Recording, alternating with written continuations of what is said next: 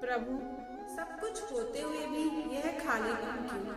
ऐसा क्यों लगता है कि मैं जो भी इकट्ठा कर रही हूँ वह रेत की तरह फिसल जाए? क्योंकि तुम अनित्य में नित्य को खोज रही हो। गीता में मैंने कहा है, यह शरीर नाशवान है, लेकिन इसके भीतर रहने वाली आत्मा अविनाशी और अनंत है।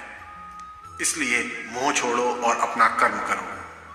तुम शरीर और संपत्ति को सजा रहे हो जो अंत वाली है।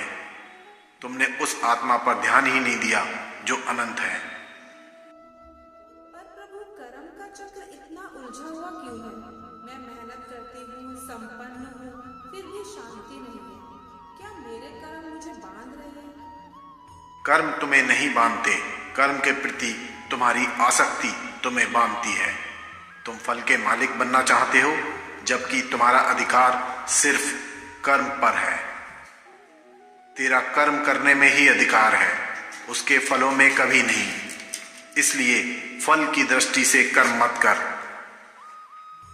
तुम जिस दिन फल की चिंता छोड़कर कर्तव्य समझकर काम करोगे, उस दिन तुम्हारी सारी बेचैनी खत्म हो जाएगी। और मृत्यु? क्या मृत्यु के बाद सब खत्म हो जाएगा? जो मैंने पाया, जो मैं बना, क्या उसका कोई मोल नहीं रहेगा?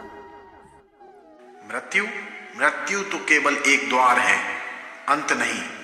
जैसे मनुष्य पुराने वस्त्रों को त्याग कर नए वस्त्र धारण करता है, वैसे ही जीवात्मा पुराने शरीर को त्याग कर नया शरीर धारण करती है। तुमने जो धन कमाया वो यहीं रहेगा, लेकिन जो गुण और बोध तुमने कमाया वो तुम्हारे साथ अगले सफर पर जाएगा। प्रभु, तो फिर एक सुखी और शांत जीवन का मूल मंत्र क्या है? वेदों में इसके बारे में क्या कहा गया है? वेदों का सार त्याग के साथ भोग करने में है। उपनिषद कहता है, इस जगत में जो कुछ भी है वह ईश्वर का है, इसलिए इसका त्याग भाव से भोग करो।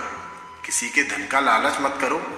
तुम खुद को मालिक समझना छोड़ दो और खुद को मेरा प्रतिनिधि समझो।